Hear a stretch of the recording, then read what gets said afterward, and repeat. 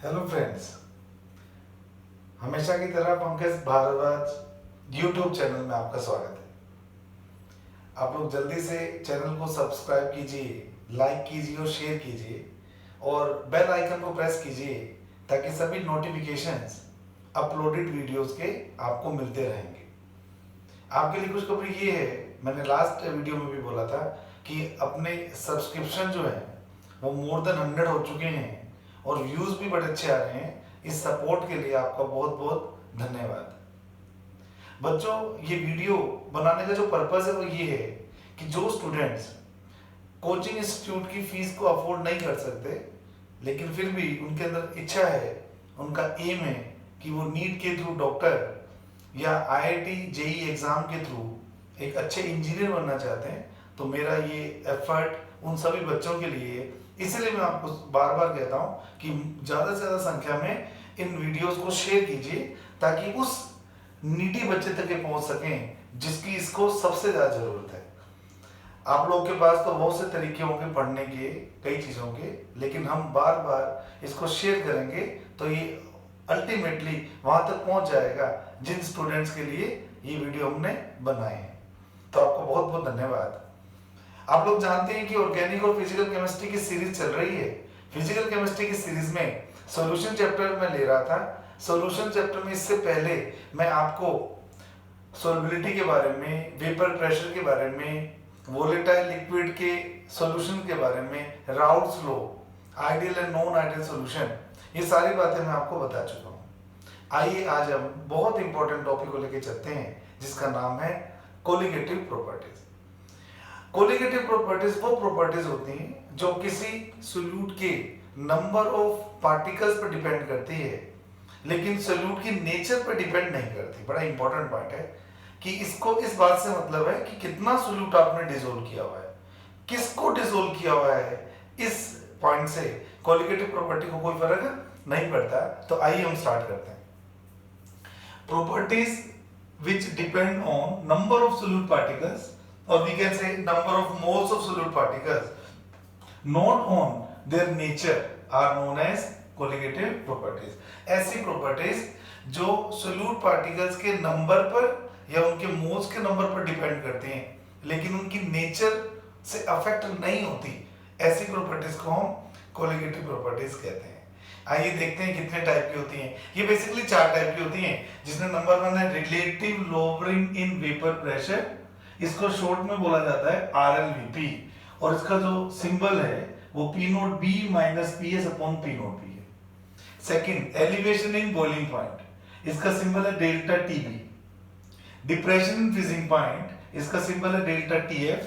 And at last osmotic pressure जिसका symbol है पाई। ये चारों प्रॉपर्टीज वो प्रॉपर्टीज हैं जो सोल्यूट पार्टिकल्स के नंबर ऑफ मोल्स पे डिपेंड करती है।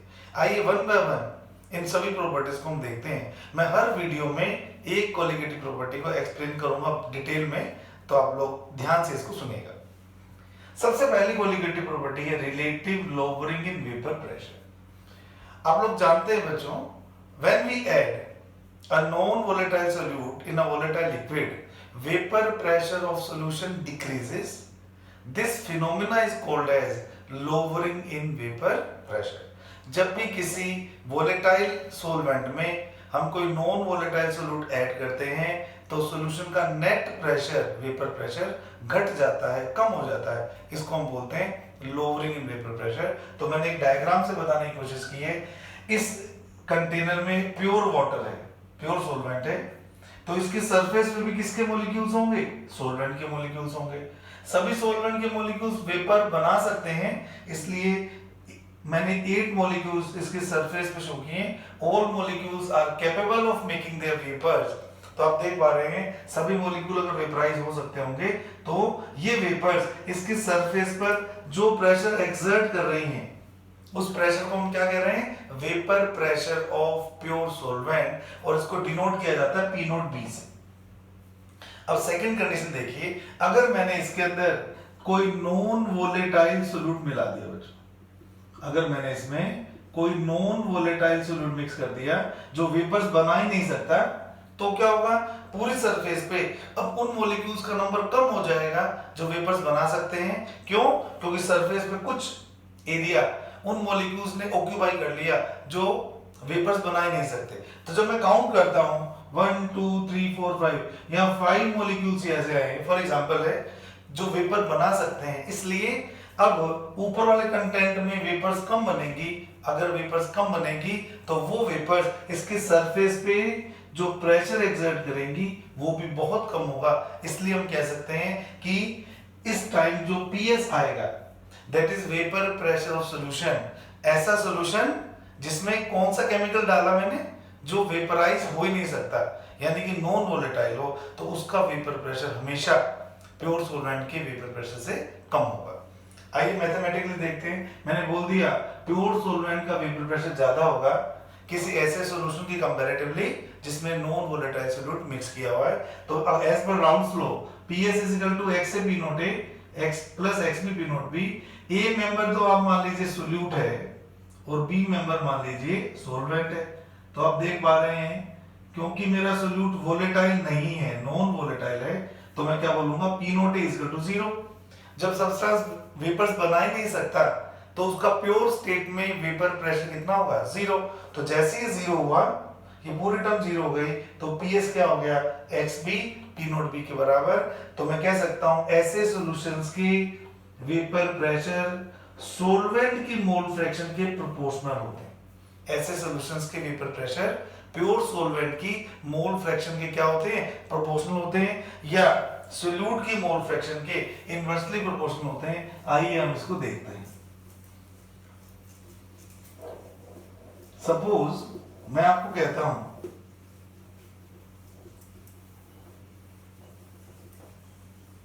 मैंने फॉर्मूला लिखा PS is equal to XB P naught B, where XB is what? SB is the mole fraction of solvent या volatile solvent। तो अगर मैं XB की जगह 1 माइनस XA लिख देता हूं तो मेरा फॉर्मूला बन जाता है PS is equal to 1 minus XA multiply by P note B। इसको अगर मैं ओपन करता हूं तो P नोट B 1 से multiply P note B minus XA P note B। अब मैं क्या कर रहा हूं? इस टर्म को इधर लेके आ रहा हूं, इस टर्म को इधर लेके जा रहा हूं, तो XA बन जाएगा P note B minus PS upon P note B। अब ध्यान से सुनिएगा आप लोग, ये जो टर्म है ऊपर वाले बेटे, इस टर्म को बोलते हैं लोअरिंग इन वेपर प्रेशर, यानी कि वेपर प्रेशर में हुई कमी। इस टर्म को बोलते हैं लोअरिंग वेपर प्रेशर। और ये जो प्योर सॉल्वेंट के रिस्पेक्ट में पूरी वैल्यू निकाली जाती है, ये पूरी वैल्यू रेड वाला जो सर्कल किया है इसको बोलते हैं बेटे relative lowering in vapour pressure. So keep in mind relative lowering in vapor pressure is equal to the mole fraction of non volatile solute। तो मैं क्या कह सकता हूं? relative lowering in vapor pressure is equal to mole fraction of non volatile solute।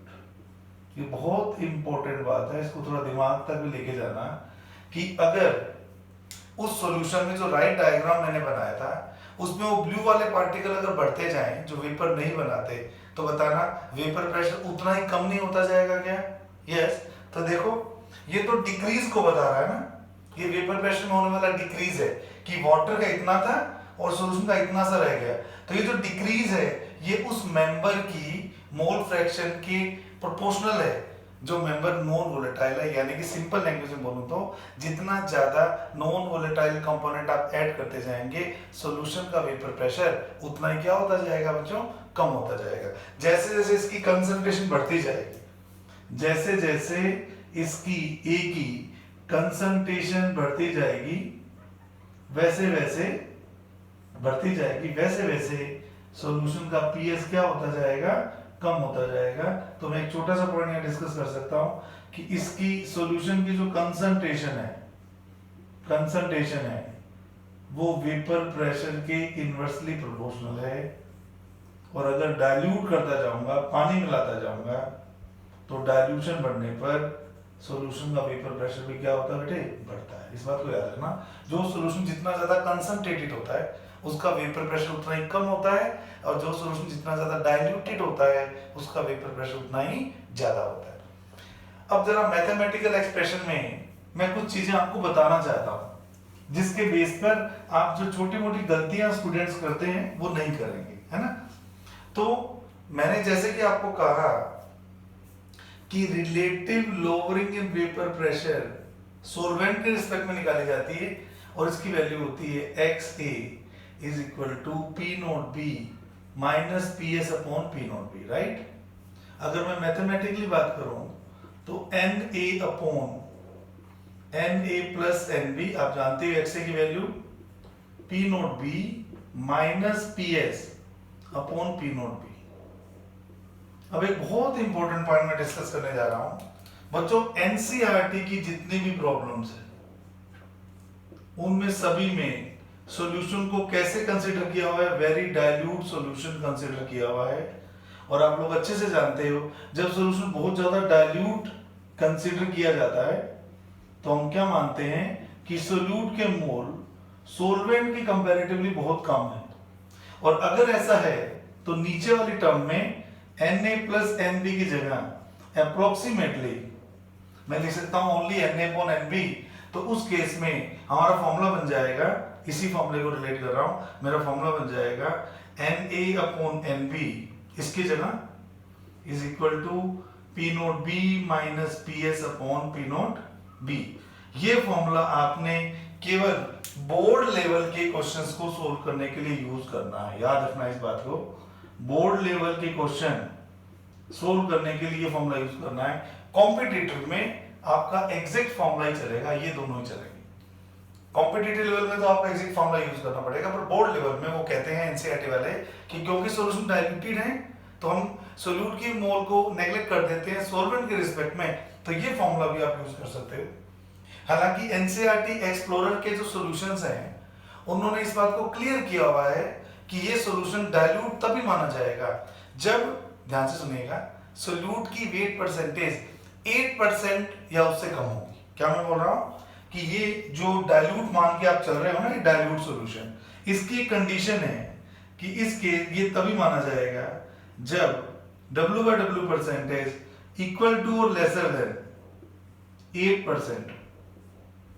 जब solution की mass percentage 8% या 8% से कम है तो उसको हम क्या मानते हैं, डाइल्यूट मानते हैं, और ये फॉर्मूला यूज कर सकते हैं। और अगर ऐसा नहीं है तो फिर हमें पूरा एग्जैक्ट फॉर्मूला, चाहे आप इसको एग्जैक्ट फॉर्मूला बोल दो, चाहे आप इसको एग्जैक्ट फॉर्मूला बोल दो, यूज कर सकते हैं, राइट। बोर्ड लेवल के लिए और कॉम्पिटिटिव लेवल के लिए। लेकिन कई बार इस फॉर्मूले का एक मॉडिफाइड वर्जन भी बुक्स में दिया होता है, कई बार इस फॉर्मूले का मॉडिफाइड वर्जन भी दिया जाता है, तो मैं इसको ऑल्टरनेट फॉर्मूला भी बोलता हूं। ऑल्टरनेट फॉर्मूला एग्जैक्ट ही है ये, ऑल्टरनेट एग्जैक्ट फॉर्मूला। अब ऑल्टरनेट एग्जैक्ट फॉर्मूला क्या है, देखिए मैंने बोला Na upon Na plus Nb is equal to P note B minus PS upon P note B। इन दोनों को रिवर्स कर दो तो ये हो जाएगा Na plus Nb upon Na is equal to P note B, इसको भी उल्टा कर दिया, P note B minus PS। अब एलसीएम ले लो तो ये हो जाएगा 1 plus Nb upon Na is equal to, LCM लेने पर P नोट माइनस PS, तो ये कैंसिल हो जाएगा और P नोट B, ये 1 इधर आ जाएगा, तो Nb अपॉन Na हो जाएगा P note B upon P note B minus PS minus 1। और जब आप इसको सोल्व करेंगे एलसीएम लेने के बाद में तो ये हो जाएगा P note B minus PS, ऊपर हो जाएगा P note B minus P note B plus PS। Solve करेंगे तो P नोट B से P नोट B कैंसिल हो जाएगा, तो मेरा फॉर्मूला हो जाएगा NB upon Na is equal to, ऊपर क्या बचा PS और नीचे क्या बचा, P naught B minus P S.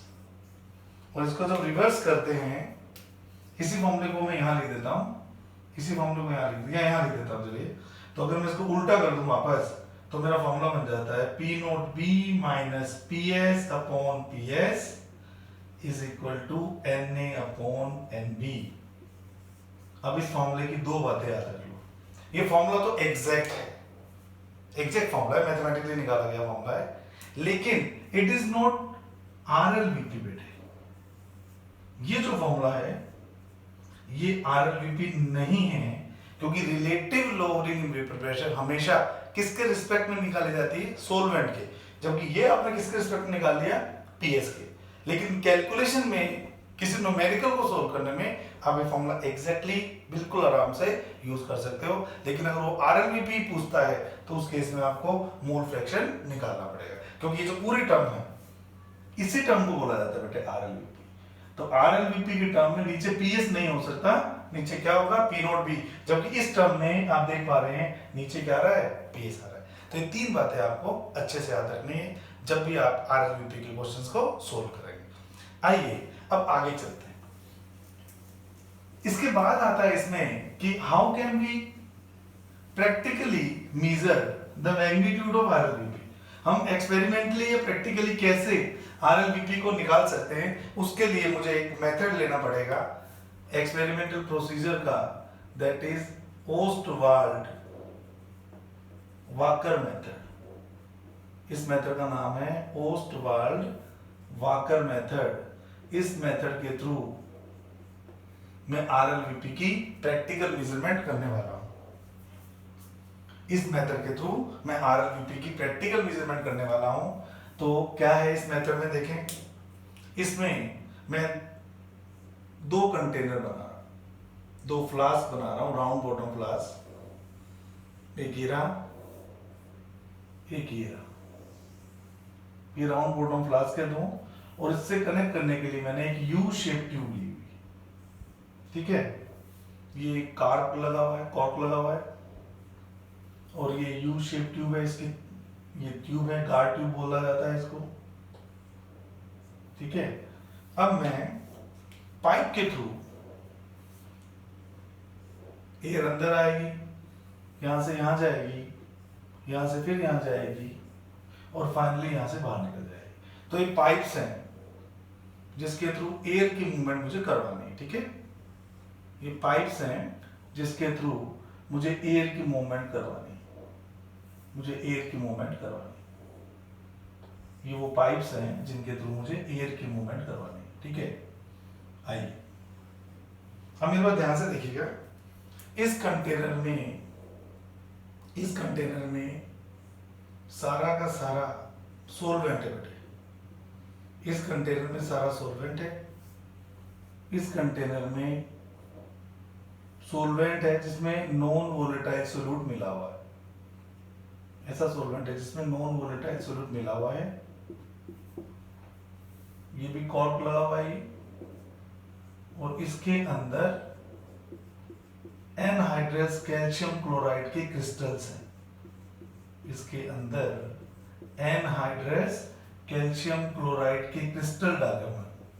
आप लोग जानते ही होंगे कि एनहाइड्रस कैल्शियम क्लोराइड क्या करता है, एनहाइड्रस कैल्शियम क्लोराइड मॉइस्चर को एब्जॉर्ब करता है। एनहाइड्रस CaCl को क्या करता है, मॉइस्चर को एब्जॉर्ब करता है। ये कॉर्क लगा हुआ है, ये पाइप की शेप दिखा देते हैं, ये पाइप ये है और ये पाइप ये है, ये बाहर जा रही है। तो सारा सेटअप मैंने कर दिया है आपके लिए, ये सारा सेटअप मैंने कर दिया है। तो ध्यान दीजिएगा, इसमें तो है सोलवेंट, इसमें है सॉल्यूशन, और इसको बोलते हैं यू शेप ट्यूब, या इसको गार्ड ट्यूब भी बोला जाता है, इस ट्यूब को गार्ड ट्यूब भी बोला जाता है। आइए अब हम देखते हैं क्या होने वाला है, राइट। अब हम देखते हैं क्या होने वाला है इसमें। बच्चों ये कॉर्क लगा दिया। एक्चुअली होता क्या है, यहां से ड्राई एयर एंटर करती है, ड्राई एयर एंटर करती है, ड्राई एयर एंटर करती है तो वाटर में जाती है, वाटर से जब बाहर आएगी तो मॉइस्ट होगी, क्योंकि ये प्योर वाटर है, प्योर सोलवेंट है। वेपर प्रेशर कितना होगा, पी नॉट बी। इसके ऊपर मैं ज्यादा अमाउंट दिखा रहा हूँ वेपर से, ठीक है। और क्योंकि ये सॉल्यूशन है, इसके ऊपर वेपर्स का प्रेशर उतना नहीं है, थोड़े कम डॉट्स दिखा रहा हूँ। ज्यादा डॉट्स का मतलब वेपर ज्यादा है, और कम डॉट का मतलब, इसको सॉल्यूशन कर लीजिए, सॉरी इसको कर लीजिए सॉल्यूशन PS, और इसको कर लीजिए सोलवेंट, तो आपको बेटर रिजल्ट मिलेंगे। इसको कर लीजिए सोलवेंट P नॉट P, ठीक है। तो यहां मैं वेपर ज्यादा दिखा रहा हूं और यहां वेपर्स में कम कर रहा हूं, राइट। या कम वेपर्स हैं, ज्यादा वेपर्स। ये सोलवेंट है, सॉल्यूशन है। सॉल्यूशन है तो ये आप डॉट्स तो दिखाई दे रहे हैं आपको, वो सोल्यूट पार्टिकल के, और ये आपका प्योर सोलवेंट है। अब इसकी मैकेनिज्म क्या है, ध्यान से देखते हैं। ड्राई एयर एंटर करती है सॉल्यूशन में, जिसमें पीएस की वैल्यू सोलवेंट की कंपैरेटिवली क्या होती है, कम होती है। तो जब ये ड्राई एयर बाहर आएगी तो मॉइस्ट होके आएगी, और मॉइस्ट होके जब यहां से ट्रेवल करेगी तो इसके डायग्राम से पता लग रहा है कि पहले तो ये ड्राई एयर आई थी, अब थोड़ी मॉइस्ट होके जाएगी।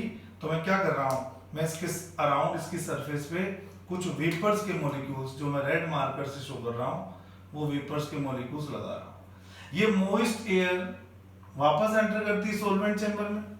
अब सोलवेंट में ज्यादा वेपर्स हैं, अब सोलवेंट में ज्यादा वेपर्स है, तो ये यहां से जब आएगी तो ज्यादा मॉइस्ट होके जाएगी, और जब ये ज्यादा मॉइस्ट होके जाएगी तो इसका डायग्राम जो बनेगा, उस डायग्राम में वेपर, ये रेड कलर के वेपर के मॉलिक्यूल से मान लीजिए ये वेपर ज्यादा है, क्योंकि वाटर का वेपर प्रेशर ज्यादा होता है सॉल्यूशन से।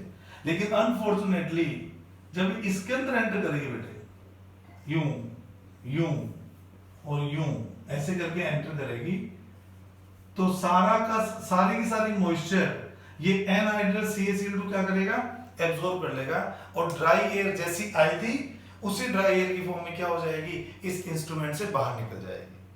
तो इसमें हुआ क्या, देखिए ध्यान से, ड्राई एयर एंटर करी, कुछ मॉइस्चर को लिया, मॉइस्ट होके इसके अंदर एंटर करी, और ज्यादा मॉइस्ट होके गई, और ज्यादा मॉइस्ट होके गई, तो जैसे ही CaCl2 के कांटेक्ट में आई, जैसे जैसे आगे आती जा रही है, ड्राई होती जा रही है, ड्राई होती जा रही है, ड्राई होती जा रही है, और फाइनली डायग्राम से बताऊं अगर, तो फाइनली ये ड्राई एयर जैसी आई थी वैसी की वैसी बाहर निकल गई। तो ये तो इसका एक्सपेरिमेंटल प्रोसीजर है। अब हम RLVP की मेजरमेंट कैसे करते हैं, इसमें देखें। हम कहते हैं वेट लॉस इन सॉल्यूशन, हम कहते हैं वेट लॉस इन सॉल्यूशन, इसको मैं W1 से डिनोट करता हूं, that is directly proportional to PS।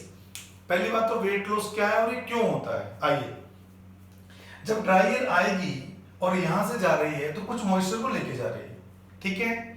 इस वेपर्स के कम होने के कारण थोड़ी देर के लिए यहां प्रेशर क्या हो जाएगा, कम हो जाएगा।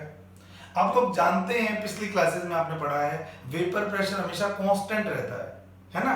तो अगर वेपर चली गई और थोड़ी देर के लिए वेपर प्रेशर कम हो गया, वेपर प्रेशर कहना ही नहीं चाहिए, आपको होना चाहिए पार्शियल प्रेशर वेपर्स का कम हो गया, तो उसको उतना करने के लिए क्या करेगा लिक्विड ज्यादा इवेपोरेट होगा, जिससे उतनी वेपर्स वापस बन जाएंगी, ताकि वेपर प्रेशर वापस उतना का उतना आ जाए।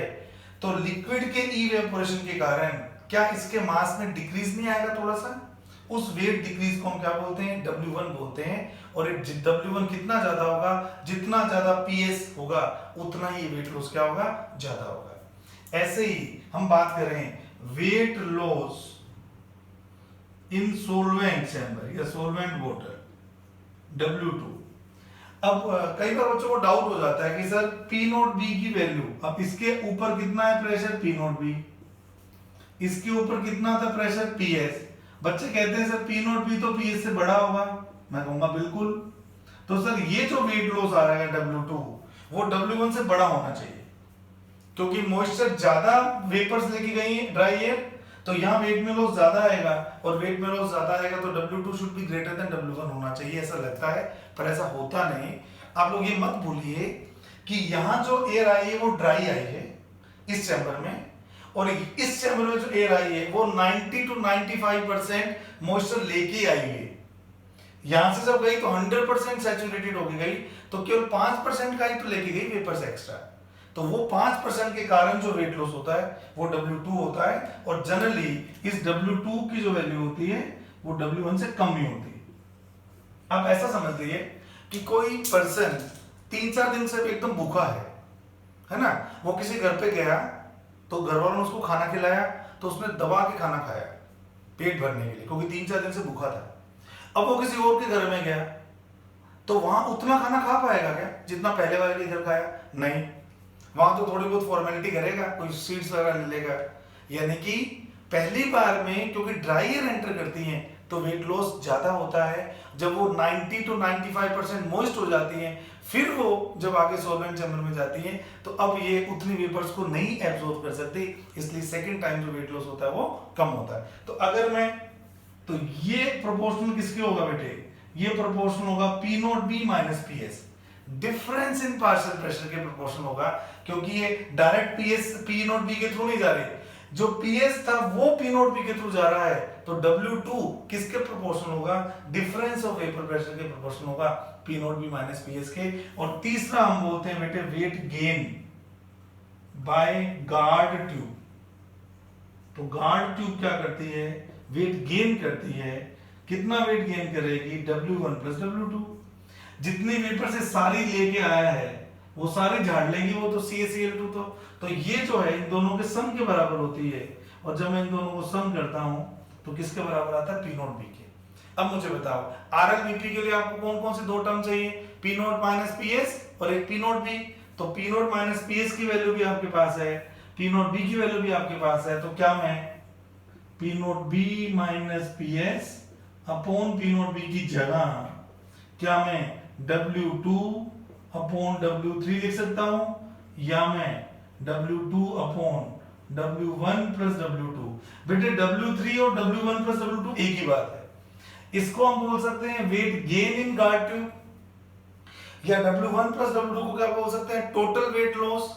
तो बात तो एक ही है, टोटल जितना भी वेट लॉस होगा इन दोनों सॉल्यूशन में, किसके कारण? वेपर्स के कारण। वो सारी वेपर्स अब इसने ले ली तो इसके वेट में भी उतना इंक्रीज हो जाएगा जितना इन दोनों के वेट में टोटल लॉस होगा। तो W1 plus W2 is total weight loss, that is equal to W3, where W3 is regarded as weight gain in guard tube. तो इस तरह से हम RLVP की एक्सपेरिमेंटल मेजरमेंट कर सकते हैं।